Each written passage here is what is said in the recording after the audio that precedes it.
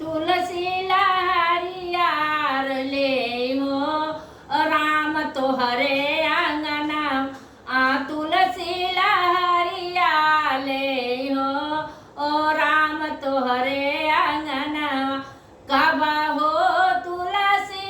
जन्म भयल बा कब हो तुलसी जन्म भयल कब भइल दुई पात हो राम तोहरे अंगना कब भइल दुई पात हो ओ राम तोहरे अंगना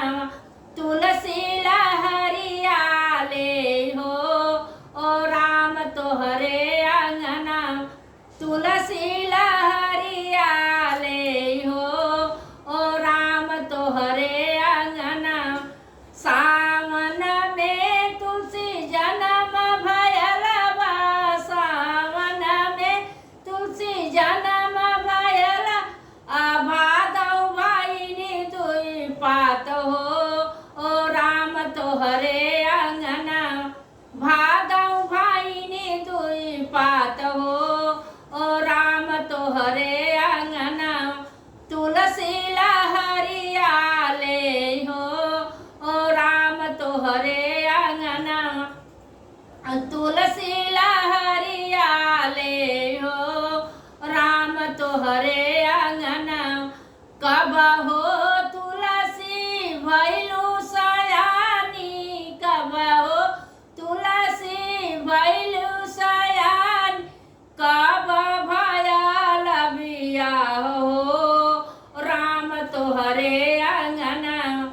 कब भयल बियाह हो राम तोहरे अंगना तुलसी लहरिया ले हो ओ राम तोहरे अंगना तुलसी लहरिया ले हो ओ राम तोहरे अंगना क्वार में तुलसी भैली सयानी क्वार में तुलसी भैली सयान कार्तिक में भयल बियाह हो राम तोहरे अंगना कार्तिक में भयल बियाह हो राम तोहरे अंगना तुलसी लहरिया ले हो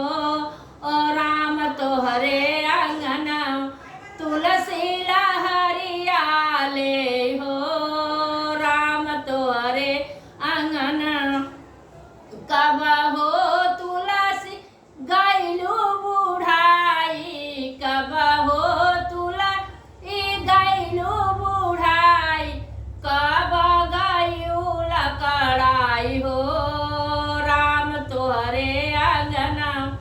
कब गयू लकड़ाई हो ओ राम तोहरे अंगना तुलसी लहरिया ले हो ओ राम तोहरे अंगना तुलसी लहरिया ले हो राम तोहरे अंगना अगहन में तुलसी गैली बुढ़ाई अगहन में तुलसी गैली बुढ़ाई पूस में गई लकड़ाई हो राम तोहरे अंगना